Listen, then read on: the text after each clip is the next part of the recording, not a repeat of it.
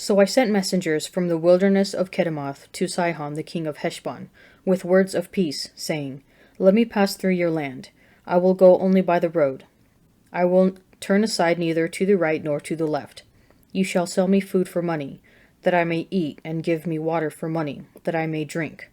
Only let me pass through on foot, as the sons of Esau, who live in Seir, and the Moabites, who live in Ar, did for me, until I go over the Jordan into the land which the Lord our God gives to us. But Sihon the king of Heshbon would not let us pass by him, for the Lord your God hardened his spirit and made his heart obstinate, that he might give him into your hand, as at this day. And the Lord said to me, Behold, I have begun to give Sihon and his land over to you. Begin to take possession, that you may occupy his land. Then Sihon came out against us, he and all his people, to battle at Jahaz. And the Lord our God gave him over to us, and we defeated him and his sons and all his people. And we captured all his cities at that time and utterly destroyed every city, men, women, and children. We left none remaining. Only the cattle we took as spoil for ourselves, with the booty of the cities which we captured. From Aroer, which is on the edge of the valley of the Arnon, and from the city that is in the valley, as far as Gilead, there was not a city too high for us. The Lord our God gave all into our hands. Only to the land of the sons of Ammon you did not draw near, that is, to all the banks of the river Jabbok and the cities of the hill country, and wherever the Lord our God forbade us. Then we turned and went up the way to Bashan, and Og the king of Bashan came out against us, he and all his people, to battle at Edrei. But the Lord said to me, Do not fear him, for I have given him and all his people and his land into your hand, and you shall do to him as you did to Sihon the king of the Amorites, who dwelled at Heshbon. So the Lord your God gave into our hand Og also the king of Bashan, and all his people. And we struck him until no survivor was left to him. And we took all his cities at that time. There was not a city which we did not take from them. 60 cities, the whole region of Argob, the kingdom of Og in Bashan. All these were cities fortified with high walls, gates, and bars, besides very many walled villages. And we utterly destroyed them, as we did to Sihon, the king of Heshbon, destroying every city, men, women, and children. But all the cattle and the spoil of the cities we took as our booty. So we took the land at that time out of the hand of the 2 kings of the Amorites, who were beyond the Jordan, from the valley of the Arnon to Mount Hermon. The Sidonians call Hermon Siron, while the Amorites call it Senir. All the cities of the tableland, and all Gilead, and all Bashan, as far as Selka and Edrei, cities of the kingdom of Og in Bashan. For only Og, the king of Bashan, was left of the remnant of Rephaim. Behold, his bedstead was a bedstead of iron. Is it not in Rabbah of the Ammonites? 9 cubits was its length, and 4 cubits its breadth, according to the common cubit. When we took possession of this land at that time, I gave to the Reubenites and the Gadites the territory beginning at Aroer, which is on the edge of the valley of the Arnon, and half the hill country of Gilead with its cities, the rest of Gilead and all Bashan, the kingdom of Og, that is, all the region of Argob, I gave to the half-tribe of Manasseh. The whole of that Bashan is called the land of Rephaim. Jair the Manassite took all the region of Argob, that is Bashan, as far as the border of the Geshurites and all the Maccathites, and called the villages after his own name Havoth Jair, as it is to this day. To Machir I gave Gilead, and to the Reubenites and to the Gadites I gave the territory from Gilead, as far as the valley of the Arnon, with the middle of the valley as a boundary, as far as the river Jabbok, the boundary of the Ammonites. The Arabah also, with the Jordan as the boundary, from Chinnereth as far as the sea of Arabah, the salt sea, under the slopes of Pisgah on the east. And I commanded you at that time, saying, The Lord your God has given you this land to possess. All your men of valor shall pass over armed before your brethren, the sons of Israel. But your wives, your little ones, and your cattle, I know that you have many cattle, shall remain in the cities which I have given you, until the Lord gives rest to your brethren, as to you, and they also occupy the land which the Lord your God gives them beyond the Jordan. Then you shall return every man to his possession which I have given you. And I commanded Joshua at that time, Your eyes have seen all that the Lord your God has done to these 2 kings. So will the Lord do to all the kingdoms into which you are going over. You shall not fear them, for it is the Lord your God who fights for you. And I begged the Lord at that time, saying, O Lord God, you have only begun to show your servant your greatness and your mighty hand.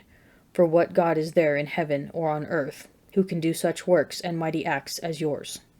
Let me go over, I pray, and see the good land beyond the Jordan, that excellent hill country, and Lebanon. But the Lord was angry with me on your account, and would not listen to me. And the Lord said to me, Let it satisfy you.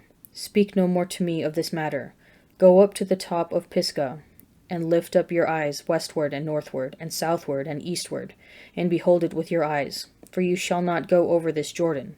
But charge Joshua, and encourage and strengthen him, for he shall go over at the head of this people, and he shall put them in possession of the land, which you shall see. So we remained in the valley opposite Beth Peor. And now, O Israel, give heed to the statutes and the ordinances which I teach you, and do them, that you may live, and go in and take possession of the land which the Lord, the God of your fathers, gives you.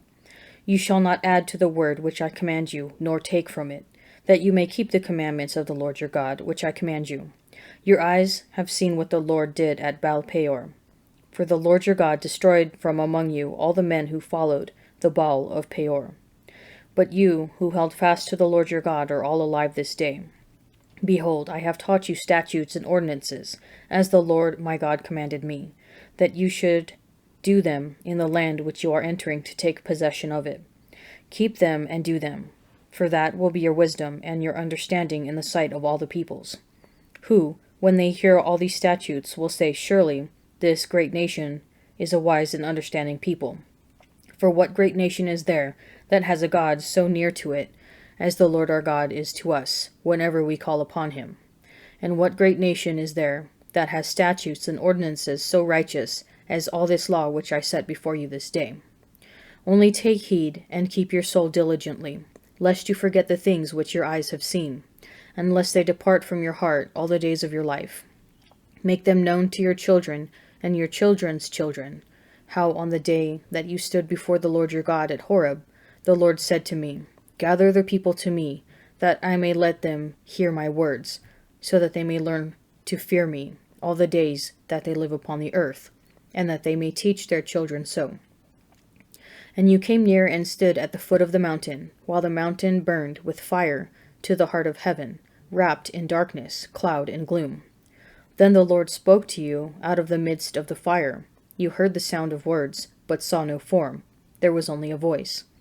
And he declared to you his covenant, which he commanded you to perform, that is, the 10 Commandments. And he wrote them upon 2 tables of stone. And the Lord commanded me at that time to teach you statutes and ordinances, that you might do them in the land which you are going over to possess. Therefore, take good heed to yourselves, since you saw no form on the day that the Lord spoke to you at Horeb, out of the midst of the fire.